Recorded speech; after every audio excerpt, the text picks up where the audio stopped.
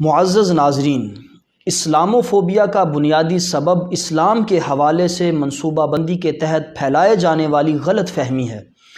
11 ستمبر 2001 کو امریکی شہر نیو یارک کے ٹوئن ٹاور پر حملے کے واقعہ کے بعد مسلمانوں کے بارے میں تعصب میں جارحانہ حد تک اضافہ ہوا۔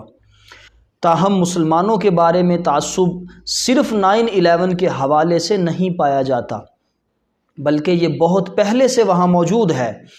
بطور مثال، بیشتر یورپی باشندے کسی مسلمان خاندان کو اپنا ہمسایہ بنانا پسند نہیں کرتے۔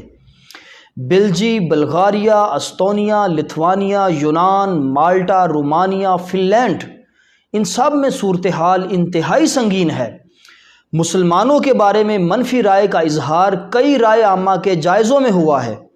ان جائزوں میں حصہ لینے والے فرانس اور جرمنی کے شہریوں نے کہا ہے کہ مسلمان ان کے معاشرے میں ضم نہیں ہوئے۔ اس کی وجہ یہ ہے کہ وہ خود ایسا نہیں کرنا چاہتے۔ اس رپورٹ سے اندازہ ہوتا ہے کہ کس طرح ذہن سازی کے ذریعے سے اسلام کے بارے میں غلط فہمی پھیلائی جاتی ہے، جو کہ اسلاموفوبیا کا سبب بنتی ہے۔ اسلام اور مسلمانوں کے حوالے سے لا علمی بھی اسلاموفوبیا میں اضافے کا ایک بڑا سبب ہے۔ ایک تحقیق کے مطابق امریکیوں کی بڑی اکثریت مسلمانوں یا اسلام کے بارے میں کچھ نہیں جانتی۔